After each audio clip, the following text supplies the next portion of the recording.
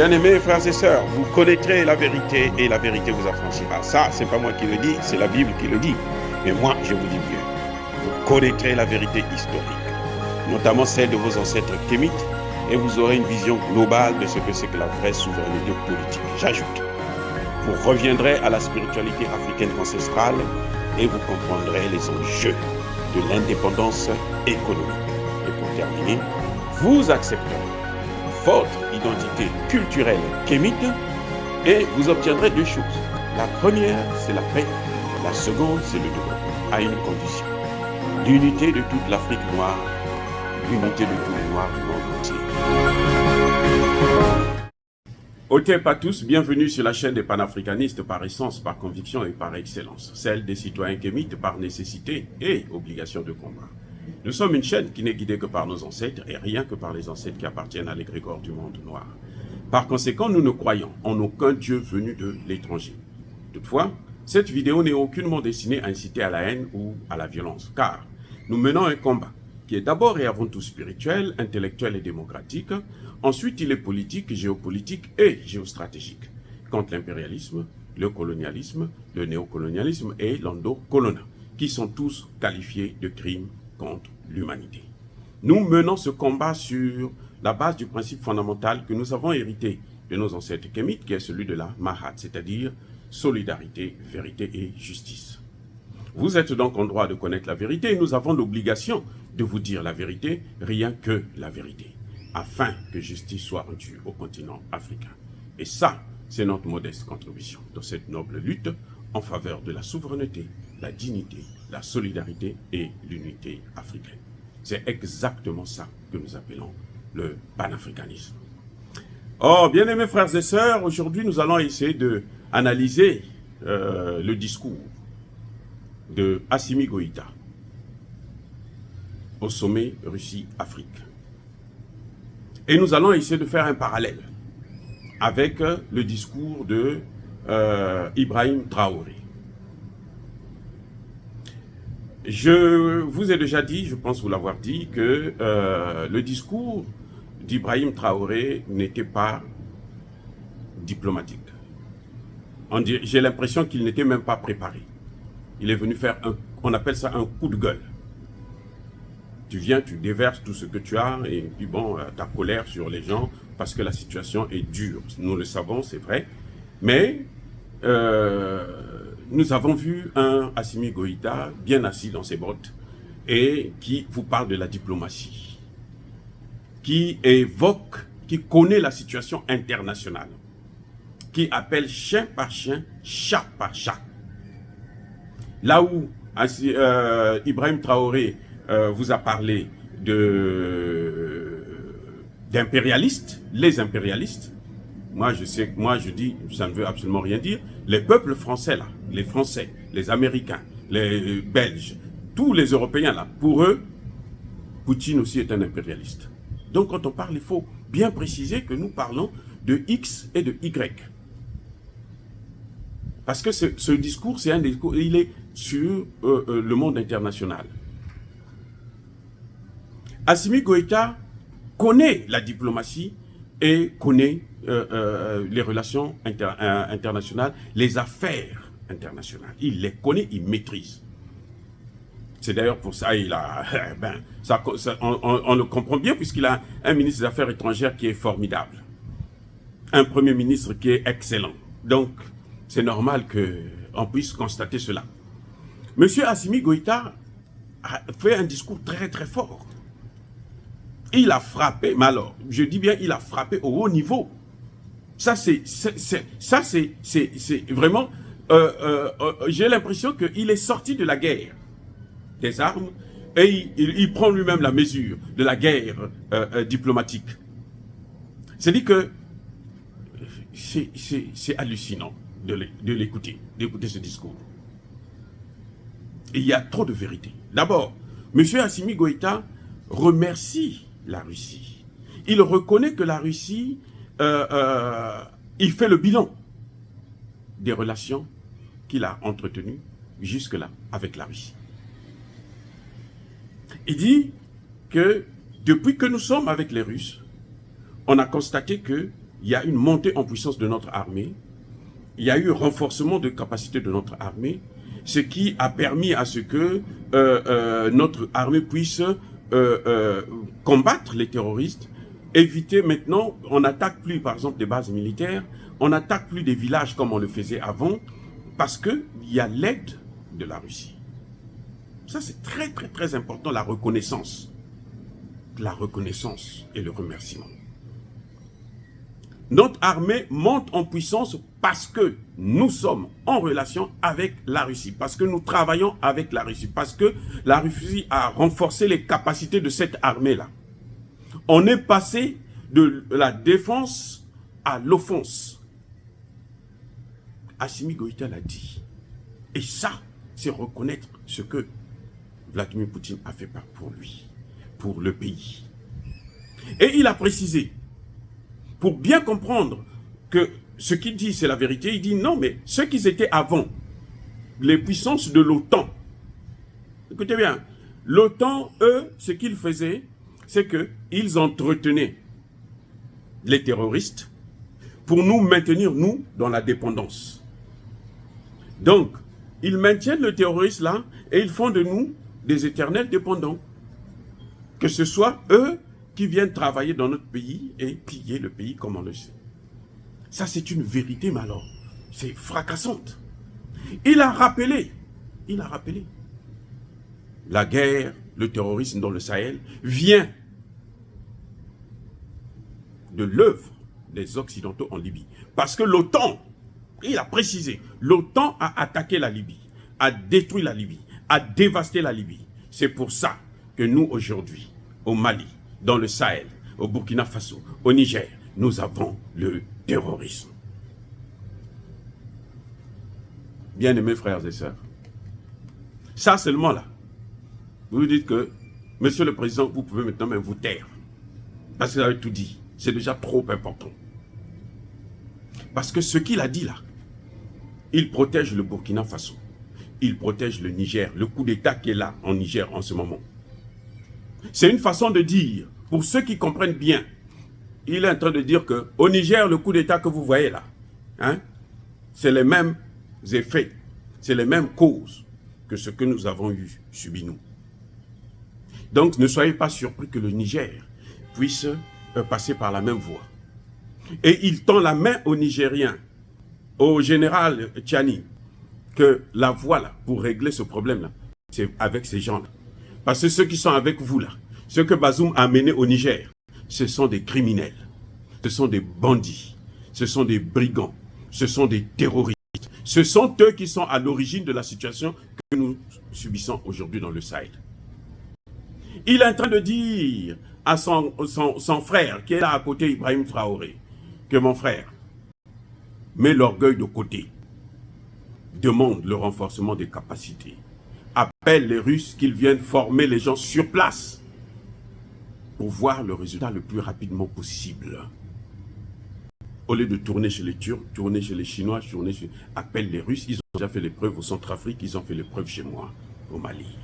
Voilà le message qui est en train de passer, le message subliminal qui est en train de passer.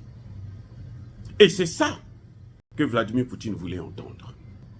Monsieur Assimi Goïta, mais alors, il a été formidable. Il a été formidable. Assimi Goïta demande à la Russie de renforcer les capacités. Qu'est-ce qu'on appelle le renforcement des capacités? Et le transfert de technologie plutôt. Le transfert de technologie vient comment? Mais par la formation, par l'éducation. Il demande à la Russie de donner encore plus de bourses aux étudiants maliens, aux étudiants burkinabés, aux étudiants nigériens, aux étudiants africains. C'est ça qu'il faut pour que nous, demain, nous puissions être nous-mêmes aussi capables de fabriquer nos armes. C'est ce qui a manqué à Ibrahim Traoré. Quels sont ses objectifs? Quand vous lisez son discours, c'est-à-dire qu'il il y a plein de grandes choses qu'il dit, mais on ne voit pas ses objectifs. On ne voit pas, on ne sait pas ce qu'il cherche. Il cherche la guerre contre les anciens présidents, ceux qui sont là avant. Il veut que tous les pays puissent avoir des présidents de son âge. Vous voyez là où la situation se pose. Assimi Goïta a été réconciliant avec l'Union africaine, avec la CEDEAO. Il dit, nous allons travailler avec eux. Nous, ce que nous voulons, c'est le respect de notre souveraineté, de nos objectifs stratégiques. Et là, nous voulons défendre nos intérêts dans ces institutions sous-régionales, africaines, c'est-à-dire l'Union africaine, la CEDEAO. Nous ne voulons pas rester hors. Eh oui, Assimi Goïta n'a pas déclenché la hache de guerre contre les Africains, contre les dirigeants africains. Non, ce n'est pas son problème. Ce n'est pas les dirigeants africains qui sont les ennemis de l'Afrique. C'est vrai qu'ils ne jouent pas leur jeu, mais ils ne jouent pas leur jeu. Pourquoi? Parce que leur maître leur impose un certain comportement. Vous croyez que tous nos chefs d'État sont bêtes? Non. Vous croyez que Bazoum est idiot? Non. Mais Bazoum est condamné parce que Bazoum a été amené là par ces gens-là. Celui qui paye les musiciens, c'est celui qui dicte la musique qu'il veut entendre. Donc Bazoum, ce qu'il est en train de faire, ce que Bazoum était en train de faire là, créer une milice pour anéantir complètement l'armée nigérienne, afin que l'OTAN et cette milice-là puissent prendre le contrôle du pays. C'est quoi? Vous croyez que Bazoum est bête? Mais c'est parce que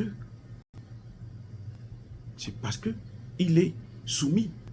C'est parce qu'il est contrôlé.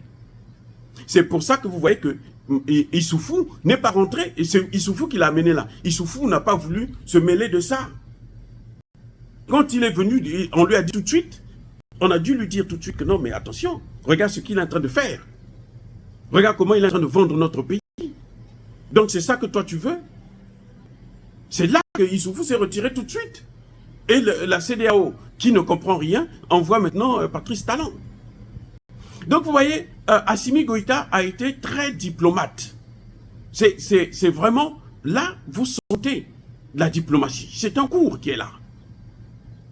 Quand vous faites la comparaison entre l'intervention d'Assimi Goïta et l'intervention d'Ibrahim Traoré, les deux sont dans la même situation de crise sécuritaire. Occasionnée, engendrée, préparée, entretenue par les forces de l'OTAN. Assimi Goïta dit, ce sont les forces de l'OTAN. C'est grâce à la Russie que nous sommes en train de faire face avec efficacité. Donc, c'est ça. Assimi Goïta, je disais tantôt, qu'il demande le renforcement des capacités. Ça, c'est capital. La formation des étudiants. Puisque nous n'avons pas assez de moyens, donnez-nous des bourses, accordez des bourses à ces enfants. Accordez des bourses. On a peu de présidents africains qui pensent à ça. Peu, très peu de présidents. Quand on envoie les bourses là, ils prennent leurs enfants, ils envoient, et leurs enfants vont là-bas pour faire n'importe quoi, ils ne réussissent pas. Assimi Goïta dit, donnez les bourses. Et moi je veux bien les gérer, puisque je suis en train de bien gérer. Assimi Goïta soutient la Russie. C'est très important. Assimi Goïta, il dit ouvertement, je soutiens la Russie dans le respect de la charte de l'ONU. La charte de l'ONU dit quoi? Quel est le passage? Il n'a pas cité le passage, mais tout le monde sait. Parce que la Russie, quand elle dit que moi, j'ai intervenu dans le Donbass, en fonction de l'article 51 ou 55 de la charte de l'ONU, je sais de quoi il parle. Un peuple qui a besoin du secours, il faut le secourir. Là, il est en train de parler même de la sécurité de la Russie. Parce que la Russie intervient en Ukraine pour la sécurité. Quand il a parlé de l'Ukraine, il n'a pas dit arrêter la guerre. Hein. Assimi Goïta n'a pas dit arrêtez, M. Poutine, arrêtez cette guerre. Assimi Goïta a dit non, faciliter les engrais, les céréales. Et ouvrez, signez les accords pour que les céréales partent. Mais ça, c'est un problème que Poutine a déjà résolu, puisque Poutine a dit, les engrais que vous prenez à l'Ukraine, moi, je vais vous les donner, puisque même si je signe encore les accords, ben, les Européens vont tout prendre. Donc, c'est même pas la peine. Assimi Goïta a été clair. Je soutiens la Russie. Il dit, il n'y a pas de 2 poids, 2 mesures. C'est pas normal. Assimi Goïta a condamné la désinformation. Parce que sur les chaînes occidentales, on sait ce qu'on dit de la Russie. C'est faux. Assimi Goïta a condamné ça. Assimi Goïta, c'est-à-dire que ce monsieur, il a soutenu les BRICS. Oh, comment dire. C'est-à-dire que, mais c'est-à-dire qu'il est à jour sur l'actualité internationale. Il est à jour sur l'actualité internationale. Il sait. Je pense qu'il a de très bons conseillers. Il a de très bons conseillers. C'est ça, justement. Quand vous me critiquez parce que j'ai dit ceci, c'est pas bien et tout, voilà un exemple. Voilà un exemple d'un discours où vous n'avez presque rien à dire. Il soutient les BRICS. Donc ne soyez pas surpris qu'il demande l'adhésion aux BRICS. Puisqu'il soutient les BRICS. Il dit que ça dit qu'aujourd'hui, les institutions de l'ONU et autres là ont échoué. Les Bretton Woods, ils ont échoué. Le FMI, la Banque mondiale, ce sont eux qui ont plongé le monde dans la catastrophe. Nous soutenons les initiatives des BRICS, notamment avec la création d'une banque d'investissement. Ce qui nous permettra de régler un certain nombre de problèmes au niveau des infrastructures, ainsi de suite. Assimi Goïta dit que nous n'avons plus besoin d'un monde où on est là, on ne fait que dominer les autres, où on marginalise certains. Qui fait ça? C'est l'OTAN. Ce que fait l'OTAN, c'est quoi? La marginalisation. La marginalisation.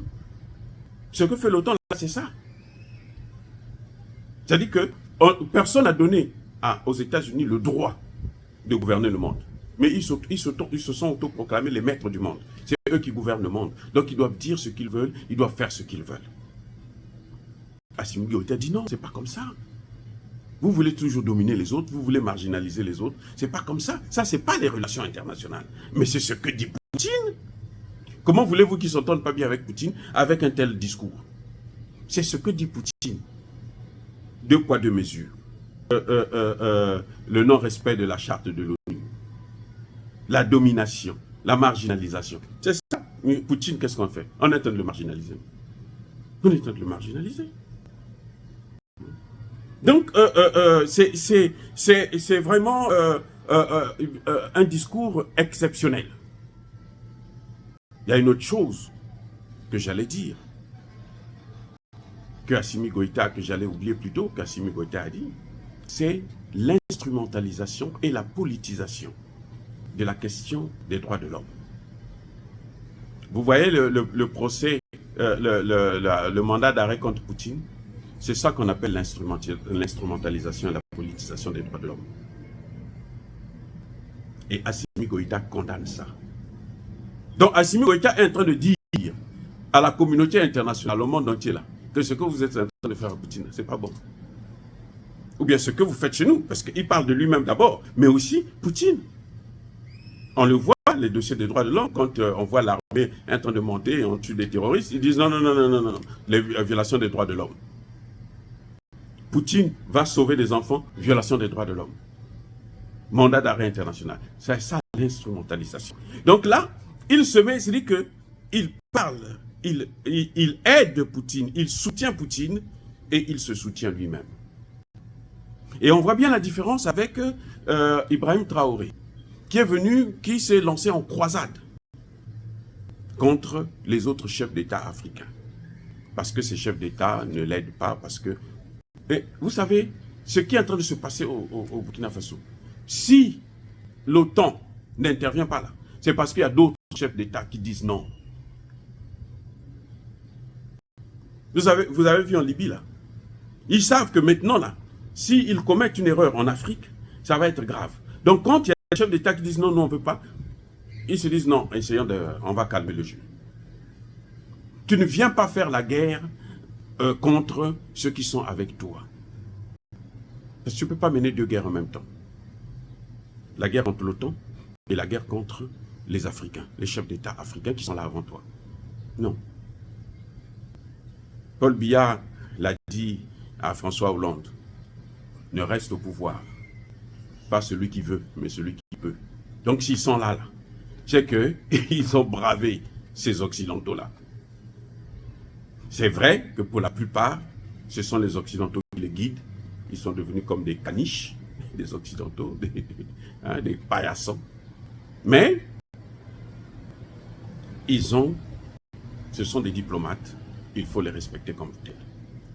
Et je salue, encore une fois de plus, je félicite le président Assimi Goïta pour son discours éloquent, avec des vérités très très fortes, qui devraient en tout cas bousculer la communauté internationale, mais dans un langage approprié surtout. Pas dans un langage d'affrontement. Non, on ne fait pas ça. C'est la diplomatie là. Il y a un peu d'hypocrisie dedans. Il y a même le mensonge dedans, dans la diplomatie. Mais Assimi Goïta a été formidable et je félicite ceux qui ont préparé son discours, ceux qui ont travaillé avec lui pour préparer ce discours. Parce que j'ai l'impression que Ibrahim Traoré n'avait même pas préparé de discours puisqu'il ne lisait pas. Donc il s'est dit, bon, je vais aller faire mon coup de gueule et puis voilà. C'est pas ça la diplomatie. Parce qu'après, la réalité va te rattraper. Nous saluons, je pense que si le président Assimi Goïta, plutôt Ibrahim Traoré peut écouter mon discours, mes vidéos, je pense qu'il peut prendre quelque chose qui peut l'aider. Parce que moi, je souhaiterais qu'avec les efforts qu'il est en train de faire là, il faut qu'après la transition, qu'il soit lui-même candidat pour avancer. Parce qu'il ne faut pas que tous ces efforts s'arrêtent là. Il faut qu'il continue. Ça, c'est mon souhait. Pour lui, pour Assimi Goïta, et probablement pour Tchani, s'il a bien compris la leçon, parce que Tchani a bien précisé que lui, il ne peut pas travailler sans le Burkina Faso et le Mali, puisque ils sont dans la même circonscription et les terroristes agissent dans les trois pays là de la même façon. Donc, il faut les prendre en étau avec les autres pays et ça demande une collaboration avec le Mali et le Burkina Faso. Donc, s'il a compris ça aussi, je pense que quand ils vont avancer avec ça, quand ils vont aller vers vraiment les élections pour avoir un président élu, il faut qu'il se présente. C'est tout. Sauf s'il ne réussit pas sa mission, à ce moment qu'il parte. Mais s'il réussit sa mission, je crois qu'on ne change pas une carte qui gagne. Car chez nous, en Afrique, ce qui compte, ce n'est même pas la démocratie, mais c'est un bon dirigeant. C'est pour ça que d'ailleurs, Ibrahim Traoré a toujours mon soutien. Dire cela, c'est inciter à la haine ou à la violence. Non, il n'y a pas colère. Encore une fois de plus, bien aimés frères et sœurs, je persiste et je signe. Soyez bénis, abondamment bénis par le Dieu des Kémites et par nos ancêtres angélisés. Mais que tous ceux qui persécutent le continent africain le pillent et le déstabilisent, qu'ils soient noirs, blancs, chinois, arabes, indiens, qu'ils soient punis, maudits, foudroyés, neutralisés, effacés, écrasés par ce Dieu des Kémites et par nos ancêtres angélisés. Vive l'Afrique éternelle, j'ai dit et j'assure.